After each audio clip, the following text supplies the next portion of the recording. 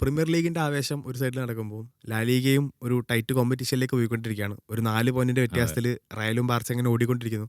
ഇപ്പോൾ ഇന്നലെ ആണെങ്കിൽ ബാർസ ഒരു ഗോളിൽ കളിച്ച് ജയിക്കുമ്പോൾ റയൽ കളിച്ചത് ഒരു വലിയ ഫിക്സ്ചറാണ്. അതെ, അതെ. അത് മാഡ്രിഡ് ഡെർബി എന്ന് പറഞ്ഞു കഴിഞ്ഞാൽ പ്രത്യേകിച്ച് മാഡ്രിഡുകാർക്ക് അത് ഒരു അതെ. യുദ്ധമാണ്, യുദ്ധാണ്. അതെ, മത്സരമൊന്നുമല്ല. അതെ. കാരണം രണ്ട് സൈഡായിട്ട് മാറും. ഒരു സൈഡ് അത്ലറ്റിക്കോന്റെ ഫാൻസും ഒരു അതെ. സൈഡ് റയലിന്റെ ഫാൻസും കളിക്കുന്നു. പ്രത്യേകിച്ച് അത് ബെർണബ്യൂവിലും കൂടി ആകുമ്പോൾ ഒന്നുകൂടെ അത് ഒരു ആവേശമാണ്. കാരണം റയലിന്റെ ആരാധകർ അങ്ങനെ തിങ്ങി നിറയുന്ന ഒരു ഗാലറിയാണ്. ആ ഒരു മത്സരം അതിന്റെ എല്ലാ ആവേശവും തന്നിട്ടുള്ളൊരു കളിയാണ് കഴിഞ്ഞു പോയത്. അപ്പം ആദ്യം അത്ലറ്റിക്കോ ലീഡെടുക്കുന്നു, പിന്നീട് റയൽ 2 തിരിച്ചടിക്കുന്നു, വീണ്ടും അത്ലറ്റിക്കോ ഒരു വെടിച്ചില് ഗോളോട് കൂടി, ചില്ല് ഗോള്. അതായത് അതെ, അതെ. ഒരു മൊളീന. ലോങ് റേഞ്ചർ ഗോളോട് കൂടി അത് സമനിലയാക്കുന്നു.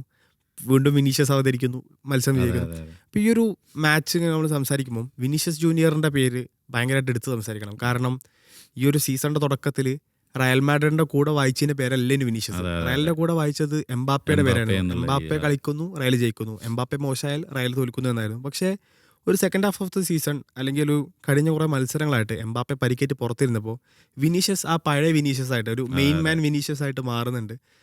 എങ്ങനെ ഉണ്ടായിരുന്നു ഒരു വിനീഷ്യസിന്റെ ഒരു കഴിഞ്ഞ കുറച്ച് മത്സരങ്ങളായിട്ടുള്ള പെർഫോമൻസ്? വിനീഷ്യസിന്റെ ഈ സൂചിപ്പിച്ച പോലെ തന്നെ നമ്മൾ സീസൺ സ്റ്റാർട്ടിങ്ങിൽ ഇതേപോലെ എംബാപ്പയുടെ ഇൻഡിവിജ്വൽ ബ്രില്യൻസിൽ വിനിയുടെ ആ ഒരു ഫോം മങ്ങിപ്പോയി, അല്ലെങ്കിൽ ആ രീതിയിലുള്ള കോൺട്രിബ്യൂഷൻ പുള്ളിക്ക് കൊടുക്കാൻ പറ്റുന്നില്ല എന്നുള്ള രീതിയിലായിരുന്നു കാര്യങ്ങൾ ഉണ്ടായത്. പക്ഷേ എംബാപ്പയുടെ ഇഞ്ചുറി ആ ഒരു സമയം വന്നപ്പോൾ ആ ഒരു റൈറ്റ് ടൈമിൽ പുള്ളി സ്റ്റെപ്പ് ചെയ്തു എന്നുള്ളതാണ്. ഇപ്പോൾ സിറ്റി ആയിട്ടുള്ള മാച്ച് എടുത്ത് നോക്കുകയാണെങ്കിൽ നമുക്കറിയാം അതിലും പുള്ളിയുടെ ഒരു പെർഫോമൻസ് നിർണായക ഘട്ടങ്ങളിൽ ഗോൾ അടിക്കുന്നു. ഇപ്പോൾ പെനാൽറ്റി ആണെങ്കിൽ പോലും അത്രയും സമ്മർദ്ദത്തെ അതിജീവിച്ച് അത് സ്കോർ ചെയ്യുക എന്നുള്ളതൊരു ഒരു എലൈറ്റ് മെൻറ്റാലിറ്റി ഉള്ള ഒരു പ്രത്യേകിച്ച് പ്ലെയർ. ഫസ്റ്റ് ലെഗിൽ അതെ, ഒന്ന് അതെ. മിസ് ചെയ്ത പ്ലെയറാണ്. മിസ് ചെയ്തൊരു പ്ലെയറാണ്. അപ്പോൾ സെക്കൻഡ് ലെഗിൽ ആ ഒരു സ്കോർ ചെയ്യുന്നു. അതേപോലെ ഇന്നലെ നടന്ന മാച്ചിലാണെങ്കിലും ഇപ്പോൾ മാച്ച് വിന്നേഴ്സ് പുള്ളി സ്കോർ ചെയ്യുന്നുണ്ട്. അപ്പോൾ എംബാപ്പെ ഇല്ല എന്നിരുന്നാൽ പോലും റയലിന് ആ ഒരു പഴയ വിനീഷ്യസ്, അല്ലെങ്കിൽ ഇപ്പോൾ ഈ ബിഗ് പ്ലെയേഴ്സ് വരുന്നൊരു സമയത്ത് ഉണ്ടാകുന്ന ഇഷ്യൂ ആണ് ഈ ഈഗോ ഇഷ്യൂസ് കാര്യങ്ങൾ. ഇപ്പോൾ ഫസ്റ്റ് 11 കളിക്കുന്ന, അല്ലെങ്കിൽ ഇപ്പോൾ റയലിൻ്റെ ഒരു സ്റ്റാറായിട്ട് നിന്ന ആൾ നിൽക്കുന്ന സമയത്താണ്, വിനി നിൽക്കുന്ന സമയത്താണ് എംബാപ്പെ ടീമിലേക്ക് വരുന്നത്. അപ്പോൾ ആ ഒരു സമയത്ത് ആ ഒരു ഈഗോ ഇഷ്യൂസ് കാര്യങ്ങളൊക്കെ വരുന്നു. അപ്പോൾ ഒരു കോമ്പറ്റീഷൻ എന്നുള്ള രീതിയിൽ പുള്ളി അതൊരു ഹെൽത്തി കോമ്പറ്റീഷനായിട്ട് എടുത്തിട്ട് ഇപ്പോൾ ഫോം ഔട്ടായ കളികളിലാണെങ്കിൽ പോലും ആ ഒരു മെൻറ്റാലിറ്റി കളഞ്ഞിട്ട് പുള്ളിയുടെ ഫോം ഔട്ട് എന്നുള്ള രീതിയിൽ തന്നെ പോകുന്നതിന് പകരം എംബാപ്പെ പോയ സമയത്ത് കറക്റ്റായിട്ട് പുള്ളി സ്റ്റെപ്പ് ചെയ്തു എന്നുള്ളതാണ്.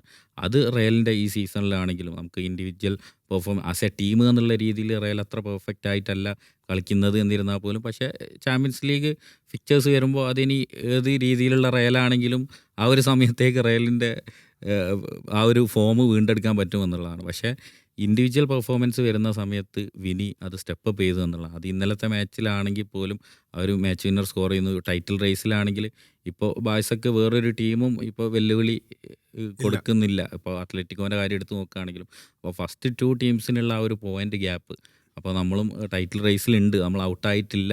ഇന്നലത്തെ ജയത്തോടു കൂടി ഇപ്പോൾ വിനി ഇന്നലെ ആ ഒരു സ്കോർ ചെയ്ത വിന്നർ ആണെങ്കിൽ പോലും ഒരു പക്ഷേ ആ ഗോൾ വന്നില്ലായിരുന്നെങ്കിൽ ടൈറ്റിൽ റേസിൽ തന്നെ അതെ പുറത്തായി പോകുന്ന രീതിയിലുള്ളൊരു സംഭവമാണ്. അപ്പോൾ ആ ഒരു സമയത്ത് പുള്ളിക്ക് സ്റ്റെപ്പ് അപ്പ് ചെയ്യാൻ പറ്റുന്നു എന്നുള്ളതാണ്. ഒരു പക്ഷേ നമ്മൾ ഈ വരുന്ന വേൾഡ് കപ്പിലാണെങ്കിലും ഇനിയിപ്പോൾ വിനി തന്നെ ആയിരിക്കും. ഇപ്പോൾ ബ്രസീലിൻ്റെ കുന്തമുന എന്ന് നമുക്ക് അവകാശം പെടാൻ പറ്റുന്ന ഒരു പ്ലെയർ വിനി തന്നെ ആയിരിക്കും. അപ്പോൾ ഈ ഒരു സെക്കൻഡ് ഹാഫ് ഓഫ് ദ സീസണിൽ പുള്ളി സ്റ്റെപ്പ് അപ്പ് ചെയ്തു, പുള്ളിയുടെ ആ ഒരു ഫോമിലേക്ക് തിരിച്ചെത്തി എന്നുള്ളതാണ്. ഇപ്പം വിനിയോളം അല്ലെങ്കിൽ ആ ഒരു രീതിയിൽ തന്നെ അപ്രീഷിയേറ്റ് ചെയ്യപ്പെടേണ്ട മറ്റൊരു പ്ലെയർ ഫെഡറിക്കോ വാൽവേർഡെയാണ്. അതെ, കാരണം 2018 വിനീഷ്യസിനെ കൊണ്ടുവന്ന സമയത്ത് അത് സ്ഥിരം റയലിന്റെ ഒരു ബ്രസീലിയൻ ഫ്ലെയർ അല്ലെങ്കിൽ ബ്രസീലിയൻ ഫ്ലെയറിനെ തേടി പോകുന്ന ഒരു മെന്റാലിറ്റിയുടെ ഭാഗമാണെന്ന് പറഞ്ഞത്. ആ സമയത്ത് ആരും ശ്രദ്ധിക്കാതെ പോയൊരു സൈനിങ് ആണ്. വെറും 5 മില്യൺ എന്നുള്ള അതെ, ബേസ് ചെറിയൊരു തുക കൊടുത്തിട്ടൊരു പ്ലെയറിനെ കൊണ്ടുവരുന്നു. അയാൾ പിന്നീട് റയലിന്റെ ക്യാപ്റ്റനോളം വളരുന്നു. അതെ, അതെ. അപ്പൊ ആ ഒരു പ്ലെയറിന്റെ പെർഫോമൻസ്, പ്രത്യേകിച്ചും ഒരു സിറ്റി ഫാൻ എന്ന നിലക്ക് അതെ. ആ ഒരു ഫസ്റ്റ് First ലെഗിലെ leg ല് പെർഫോമൻസ് അതെ, അതെ, മാത്രം അതെ. എടുത്താൽ മാത്രം മതി മതി. അയാളുടെ ഒരു ക്വാളിറ്റി എത്രത്തോളം മനസ്സിലാക്കാൻ. എങ്ങനെയുണ്ട് ഒരു ഫെഡറിക്കോ വൽവർഡെ എന്നുള്ള player? അയാളുടെ ഒരു കംബാക്ക് മൊമെന്റ് ആണ് ഈ 2026 എന്ന് വേണമെങ്കിൽ പറയാം. സീസണിന്റെ തുടക്കത്തിൽ റയൽ ആഗ്രഹിച്ച ഒരു വൽവർഡെ അല്ലായിരുന്നു. അതെ. പ്രത്യേകിച്ച് പിന്നീട് അർബലോ ടേക്ക് ഓവർ ചെയ്തപ്പോൾ തന്നെ വൽവർഡെ റൈറ്റ് ബാക്ക് കളിക്കില്ല, അതെ. താല്പര്യപ്പെടുന്നില്ല അർബലോക്ക് കീഴിൽ എന്നൊക്കെ പറഞ്ഞു. പക്ഷേ ആ ഒരു കോച്ചിനായിട്ടുള്ള ഹീറ്റ് ഇഷ്യൂസ് ഒക്കെ മാറി വീണ്ടും നന്നായി കളിച്ചു തുടങ്ങി. എങ്ങനെ ഉണ്ടായിരുന്നു ഒരു കഴിഞ്ഞ കുറച്ച് കാലം, അല്ലെങ്കിൽ 2026 വൽവർഡെ എങ്ങനെയുണ്ട്? അതെ, അതെ. അങ്ങനെ തന്നെ പറയുന്നതായിരിക്കും നന്നാവുക. 2026 വാൽവerde എന്ന് വിശേഷിപ്പിക്കുന്നതായിരിക്കും നന്നാവുക. കാരണം ഇപ്പോൾ അർബലോ വന്ന സമയത്താണെങ്കിലും ഉണ്ടായ ഇഷ്യൂസ് കാര്യങ്ങൾ, അതിനുശേഷം പുള്ളി ഈ പറഞ്ഞ പോലെ നമുക്ക് ഇപ്പോൾ വേഴ്സറ്റൈലായിട്ട് യൂസ് ചെയ്യാൻ പറ്റുന്ന, എവിടെ വേണമെങ്കിലും കളിപ്പിക്കാൻ പറ്റുന്ന ഒരു പ്ലെയറാണ്. അപ്പോൾ ഈ പറഞ്ഞ പോലെ റൈറ്റ് ബാക്കിലാണ് ഇപ്പോൾ കളിക്കുന്നത് എന്നാൽ പോലും ഇപ്പോൾ ഫ്രണ്ടിലാണെങ്കിൽ പുള്ളി ഉണ്ടാവും. ഇപ്പോൾ ബാക്കിൽ ഡിഫൻസിനെ സപ്പോർട്ട് ചെയ്യുന്ന രീതിയിലാണ്. ഒരു കൗണ്ടർ വരികയാണെങ്കിൽ ആ മിഡ്ഫീൽഡിലേക്കുള്ള റണ്ണ് വരുന്നു, മോർ ഡയറക്റ്റ് ആയിട്ട് കളിക്കുന്നു. അല്ലെങ്കിൽ കോർണർ ആണെങ്കിൽ പോലും നമുക്ക് ഈ സ്ട്രൈക്കേഴ്സിൻ്റെ പിന്നിൽ നിന്നിട്ടൊരു റീബൗണ്ട് ഒരു ബോൾ വരികയാണെങ്കിൽ അത് അസാധ്യ ഷോട്ടിലൂടെ ഗോളാക്കി മാറ്റുന്നു. ഈ രീതിയിലുള്ളൊരു പ്ലെയർ നമ്മൾ കണ്ടൊരു പ്ലെയറാണ്. അപ്പോൾ പുള്ളി സ്റ്റെപ്പ് അപ്പ് ചെയ്യുന്ന ആ ഒരു സമയം, ഇപ്പോൾ ഇതിൻ്റെ മുമ്പ് വാൽവഡ ഈ പറഞ്ഞ രീതിയിൽ ഒരു 5 മില്യൺ അല്ലെങ്കിൽ ആ ഒരു തുച്ഛമായ തുകക്ക് ടീമിലെത്തിയൊരു പ്ലെയർ, അല്ലെങ്കിൽ ഒരു ഒരു ലാറ്റിൻ അമേരിക്കൻ ഫ്ലെയർ ഉള്ളൊരു പ്ലെയറായിട്ട് സൈനിങ്ങിൻ്റെ സമയത്ത് ബാക്കി ഇപ്പോൾ ഫുട്ബോൾ ഗ്ലോബൽ ഫുട്ബോൾ ഫാൻസ് ആണെങ്കിലും ആർക്കും ആ ഒരു രീതിയിൽ പ്രതീക്ഷ കാര്യങ്ങളൊന്നും ഉണ്ടായിരുന്നില്ല. പുള്ളിയെ ഒരു കോമ്പറ്റീറ്ററായിട്ട് പോലും, ഇപ്പോൾ ബാഴ്സ ഫാൻസിനോട് ചോദിക്കുകയാണെങ്കിൽ ഒരു കോമ്പറ്റീറ്ററായിട്ട് പോലും ആരും കാണാത്തൊരു പ്ലെയറായിരുന്നു. പക്ഷേ ഇപ്പോൾ പുള്ളിയുടെ കാലിൽ ബോളുള്ളപ്പോൾ, അല്ലെങ്കിൽ പുള്ളി ഒരു ഷോട്ട് എടുക്കാൻ വരുന്ന സമയത്ത് ആരും ഒന്ന് പേടിക്കുന്ന രീതിയിലാണ്. കാരണം പുള്ളിയുടെ ആ ഒരു ഷോട്ട് സ്ട്രൈക്കിംഗ് എബിലിറ്റി അത് ഫാൻറ്റാസ്റ്റിക് എബിലിറ്റിയാണ്. അതേപോലെ ഈ സീസണിൽ ഇപ്പോൾ പുള്ളി നമ്മൾ വിനിയുടെ കാര്യം പറഞ്ഞ പോലെ തന്നെ ഒരു ഓൾറൗണ്ട് പെർഫോമൻസ്, ഇപ്പോൾ റൈറ്റ് ബാക്ക് അല്ലെങ്കിൽ പുള്ളി മിഡ്ഫീൽഡിലേക്ക് ഇറങ്ങി വരുന്നു. ഇപ്പോൾ സിറ്റി ആയിട്ടുള്ള മാച്ച് നമുക്ക് എടുത്തു നോക്കുകയാണെങ്കിൽ പക്ക ഇൻഡിവിജ്വൽ ബ്രില്യൻസ് എന്ന് തന്നെ പറയപ്പെടും. കാരണം ആ 3 ഗോൾ സ്കോർ ചെയ്ത രീതി, ഇപ്പോൾ ലെഫ്റ്റ് ഫുട്ട്, റൈറ്റ് ഫുട്ട്, അതേപോലെ തേർഡ് ഗോൾ ഗേഹീൻ്റെ മുകളിലൂടെ ലോബ് ചെയ്തിട്ട് പുള്ളി നേടിയ ആ ഒരു ഗോൾ.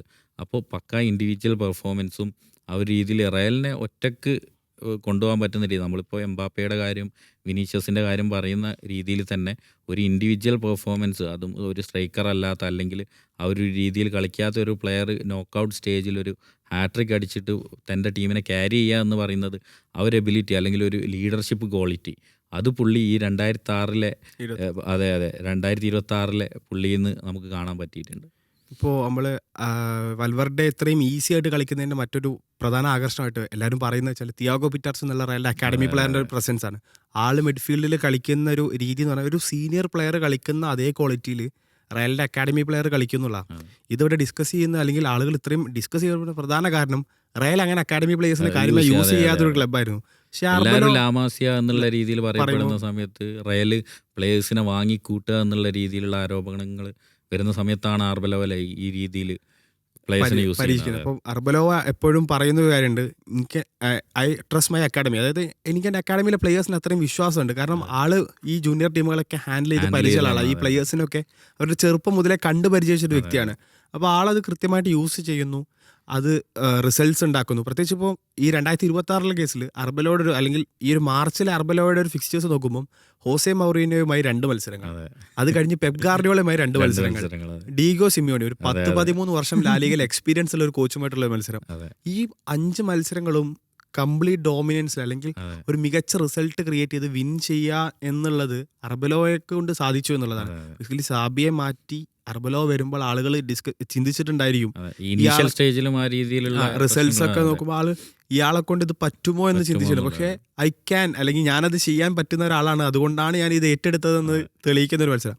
ഇനി റയലിൽ നമ്മൾ സ്വിച്ച് ചെയ്ത് ബാർസയിലേക്ക് പോവാം.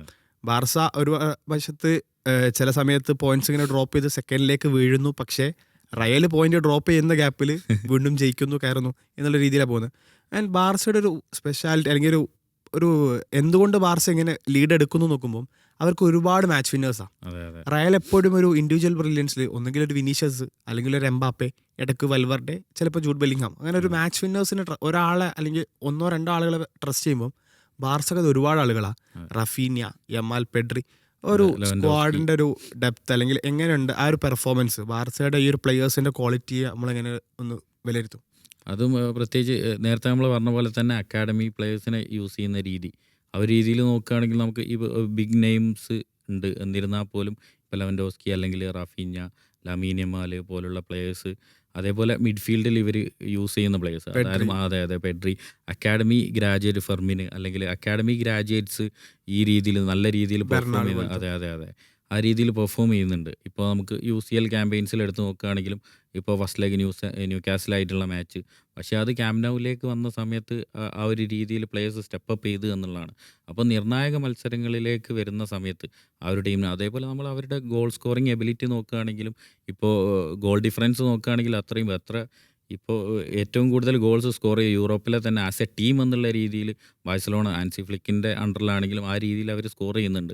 അപ്പോൾ ആ രീതിയിലുള്ള പെർഫോമൻസ് പ്ലേയേഴ്സിൻ്റെ ഭാഗത്തു നിന്ന് നല്ല രീതിയിൽ വരുന്നുണ്ട്. ഇപ്പോൾ ലാലിഗയിലാണെങ്കിൽ പോലും ഇനിയിപ്പോൾ കുറച്ച് മത്സരങ്ങളും കൂടിയേ ബാക്കിയുള്ളൂ. അപ്പോൾ ലാലിഗ അടിക്കാൻ പറ്റുന്ന രീതിയിലുള്ള ഒരു സ്കോഡ് ഡെപ്ത് അവർക്കുണ്ട്. ആ രീതിയിൽ അവർ പെർഫോം ചെയ്യുന്നുണ്ട്.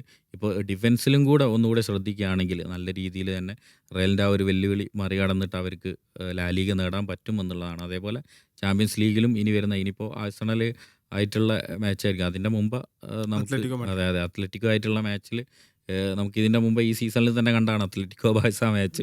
അതേപോലുള്ള ആ ഒരു റിവെഞ്ച് കാര്യങ്ങളൊക്കെ എങ്ങനെ ഉണ്ടാവും എന്നുള്ളത് നമുക്ക് നോക്കാം. പക്ഷേ ബാഴ്സക്കും നല്ല രീതിയിലുള്ള ഒരു ചാൻസ് വരുന്നുണ്ട്.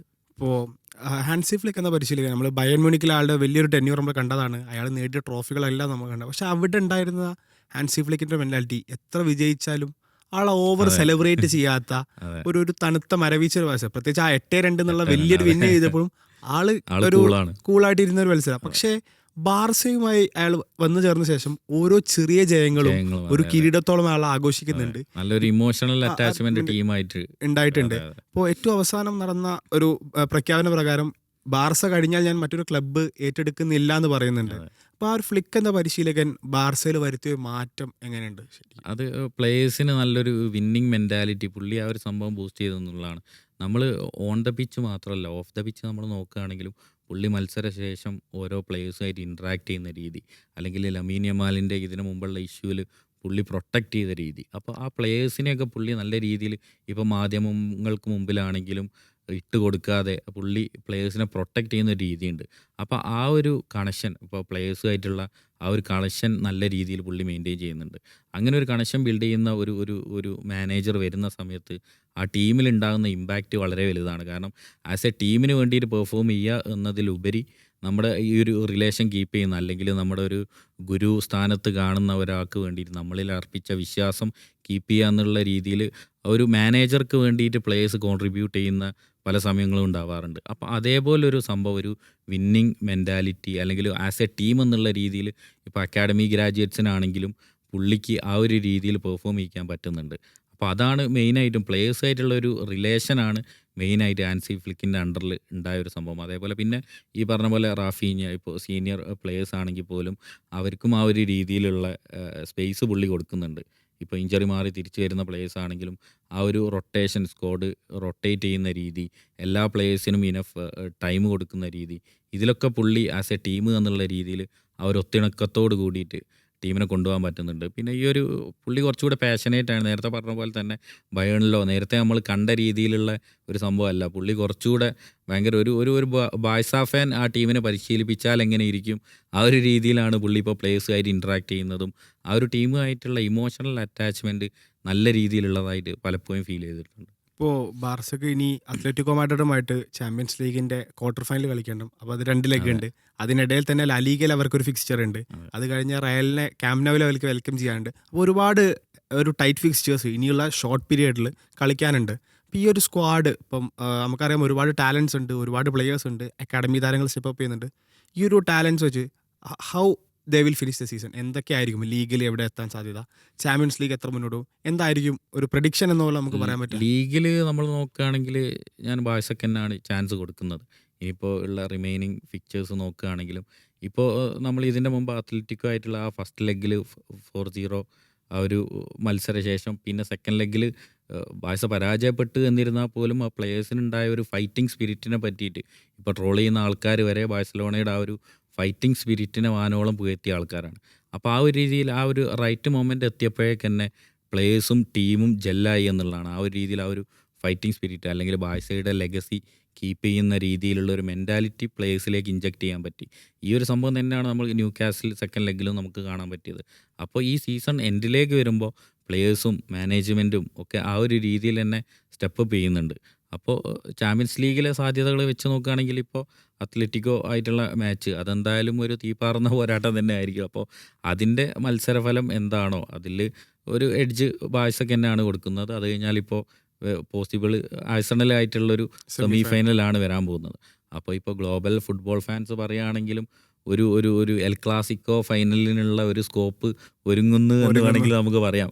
ഒരുപാട് വർഷത്തിന് ശേഷം ഒരു champions league final El Clasico ആവുകയാണെങ്കിൽ ഉണ്ടാകാൻ പോകുന്ന ഒരു ഇമ്പാക്റ്റ്. അപ്പോൾ ആ ഒരു രീതിയിൽ പ്ലേയേഴ്സിന് ഇപ്പോൾ ആഴ്സണലായിട്ടുള്ള ഇപ്പോൾ യൂറോപ്പിൽ ആഴ്സണൽ ഇപ്പോൾ കാരബാവോ കപ്പ് ഫൈനലിൽ പരാജയപ്പെട്ടു എന്നിരുന്നാൽ പോലും ആഴ്സണൽ നമുക്ക് അങ്ങനെ എഴുതി തള്ളാൻ പറ്റില്ല. അപ്പോൾ ഈ ഒരു ക്യാമ്പയിനിൽ തന്നെ ഏറ്റവും നല്ല രീതിയിലുള്ള പെർഫോമൻസ് യൂറോപ്പിൽ ചാമ്പ്യൻസ് ലീഗിൽ കാഴ്ചവെച്ച ടീമാണ് ആഴ്സണൽ. അപ്പോൾ ആഴ്സണലായിട്ടുള്ള മാച്ച് അവർക്ക് വിജയിക്കാൻ പറ്റുകയാണെങ്കിൽ ചാമ്പ്യൻസ് ലീഗും ആ ഒരു രീതിയിൽ വിൻ ചെയ്യാൻ പറ്റും എന്നുള്ളൊരു കോൺഫിഡൻസ് ആ ഒരു ടീമിനുണ്ടാവും. അപ്പോൾ എൻ്റെ ഒരു പ്രഡിക്ഷൻ വെച്ച് നോക്കുകയാണെങ്കിൽ ചാമ്പ്യൻസ് ലീഗിൽ ഞാൻ അത്രത്തോളം കൊടുക്കുന്നില്ല എന്നിരുന്നാൽ പോലും ലാ ലീഗ ബാഴ്സലോണയ്ക്ക് എന്തായാലും നേടിയെടുക്കാൻ പറ്റുന്ന രീതിയിലാണ് ഇപ്പോഴത്തെ പെർഫോമൻസ്.